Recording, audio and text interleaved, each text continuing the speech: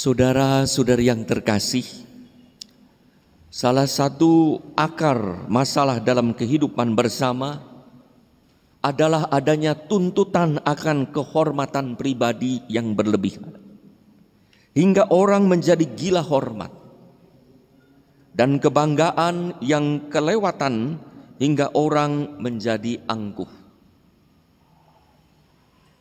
Saat kehormatan dan kebanggaan seperti itu diganggu, apalagi dilecehkan, orang bisa bertindak apapun untuk menyakiti, menyingkirkan, bahkan tega membunuh sesama, bahkan sahabat dan saudaranya. Itulah yang kita ingat juga dari cerita Kain yang tega membunuh Habel saudaranya. Kehormatan memang harus dijaga, kebanggaan harus dipelihara, tetapi harus secara memadai sesuai dengan martabat kita manusia. Jangan sampai kehormatan dan kebanggaan kita mengorbankan martabat, apalagi hidup sesama. Untuk itulah diperlukan kerendahan hati, agar orang bisa berbagi kasih kepada sesama dalam menjaga kehormatan dan kebanggaannya. Saudara-saudari yang terkasih, pada audiensi umum tanggal 17 Agustus 2022 di Aula Paulus ke-6 Roma, saat Sri Paus Fransiskus hendak berbicara, datanglah seorang anak kecil, kira-kira berusia 4 tahun, mendekatinya.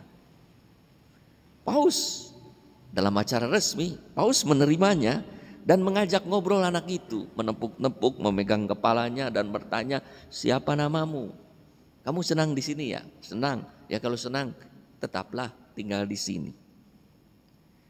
Lalu anak itu diberi rosario dan berdiri tenang merapat dengan pada Bapa Suci sampai acara selesai. Para pengawalnya tahu dan tak melarang, karena Paus tak pernah merasa kehormatannya diganggu saat ada interupsi didatangi anak kecil yang polos. Paus yang penuh kerendahan hati selalu bermurah hati kepada siapapun, terutama pribadi yang lemah seperti anak kecil. Pernah juga ada suatu adegan video yang viral ketika di lapangan Santo Petrus, ada seorang anak kecil juga datang pada Paus yang duduk, malah mengambil topi yang putihnya ini, dan dia sengaja malah dipakaikan oleh Paus.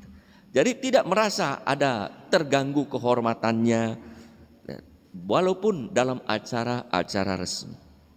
Saudara-saudari yang terkasih, Yesus menceritakan satu perumpamaan yang berkaitan dengan pentingnya kerendahan hati berhadapan dengan kehormatan dan kebanggaan berlebihan dari para pendengarnya yang biasanya berlomba-lomba menduduki tempat-tempat terhormat, agar dengan bangga dirinya dihormati oleh orang lain. Pesta perkawinan pada zaman Yesus yang menjadi bahan perumpamaan Yesus adalah perjumpaan sosial yang paling penting. Pengundang biasanya mengatur posisi tempat duduk berdasarkan jabatan dan pangkat dalam kehidupan masyarakat dan dalam status keagamaan. Kita juga seringkali demikian pada acara-acara penting.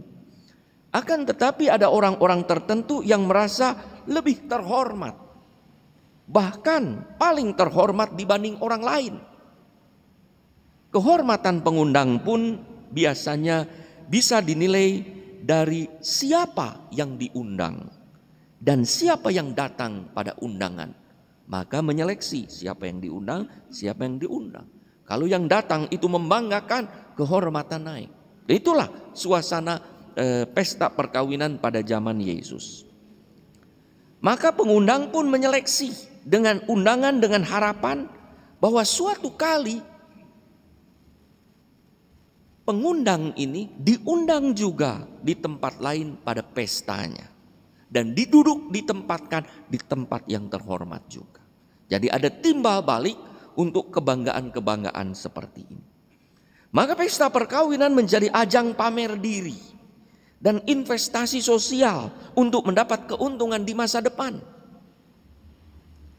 Yesus menutup perumpamaannya dengan nasihat untuk bermurah hati,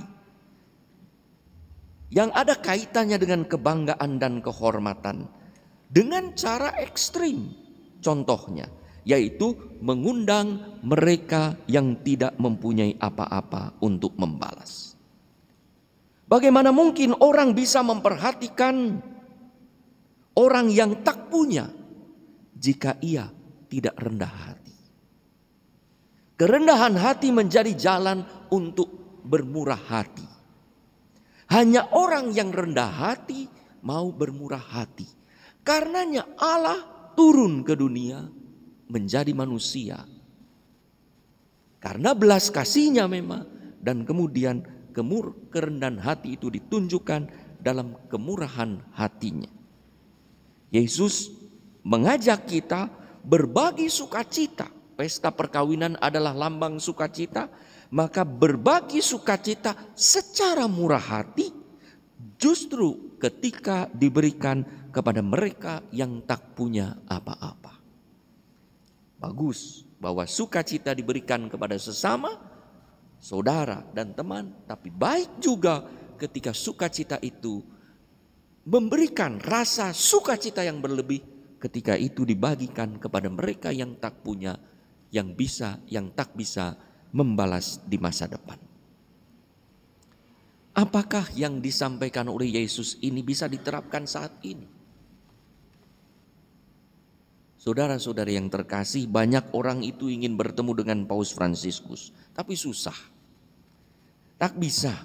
Bahkan ada orang kesempatan dekat pun setelah dekat tak bisa berjumpa, apalagi bersalaman.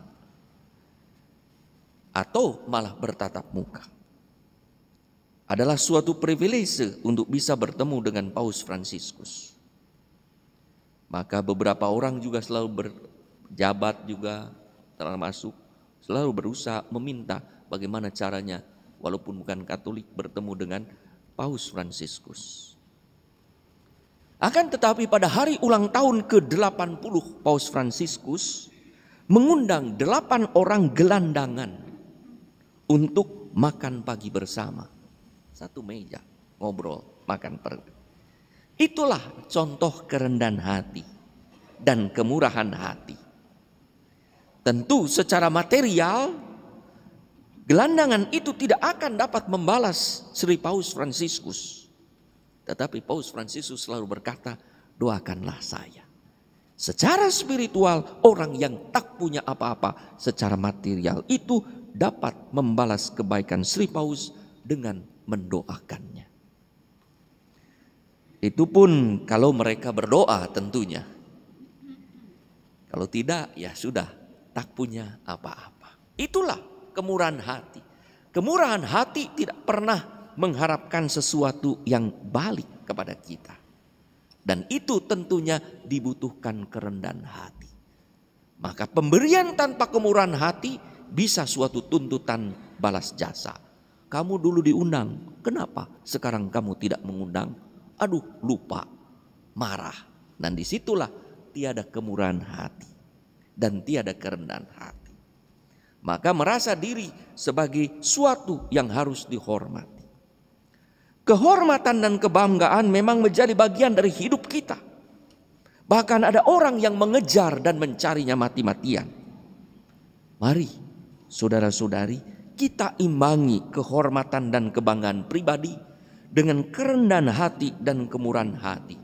Hingga kehormatan dan kebanggaan yang kita cari, kita perjuangkan, kita bela, bisa memuliakan Allah dan menjadi berkat bagi banyak orang, terutama mereka yang tidak punya apa-apa untuk membalas.